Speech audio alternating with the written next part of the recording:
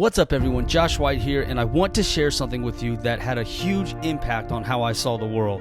A few years ago, I had such a cool experience, such a cool opportunity to sit down and have breakfast with author Simon Sinek.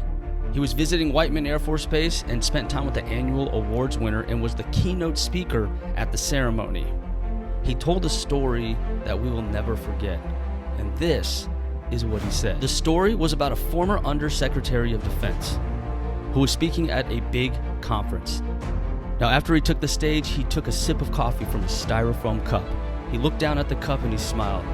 "You know," he said, interrupting his own speech, "I spoke here last year. I presented at this same conference on this same stage. But last year, I was still an Undersecretary of Defense. I flew here in business class, and when I landed, there was someone waiting for me at the airport to take me to my hotel. Upon arriving at my hotel," he continued, "there was someone else waiting for me. They had already checked me into my hotel, so they handed me my key and escorted me up to my room. The next morning when I came down, again, there was someone waiting for me in the lobby to drive me to this same venue that we are in today. I was taken through a back entrance, shown to the green room, and handed a cup of coffee in a beautiful ceramic cup. But this year, as I stand here to speak to you, I am no longer the Undersecretary," he continued. "I flew here coach class, and when I arrived at the airport yesterday, there was no one there to meet me.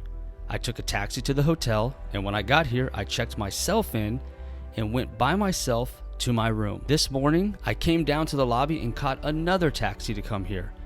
I came in the front door and found my way backstage.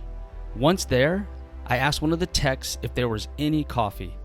He pointed to a coffee machine on the table against the wall. So I walked over and poured myself a cup of coffee into this here styrofoam cup.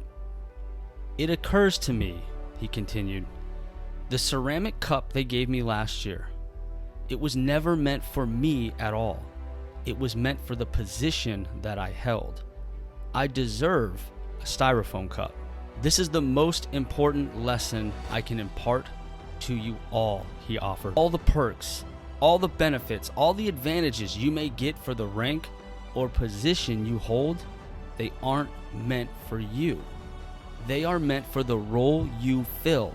And when you leave your role, which eventually you will, they will give the ceramic cup to the person who replaces you, because you only ever deserved a styrofoam cup." Now, if that doesn't make you humble and reflect, then I don't know what will.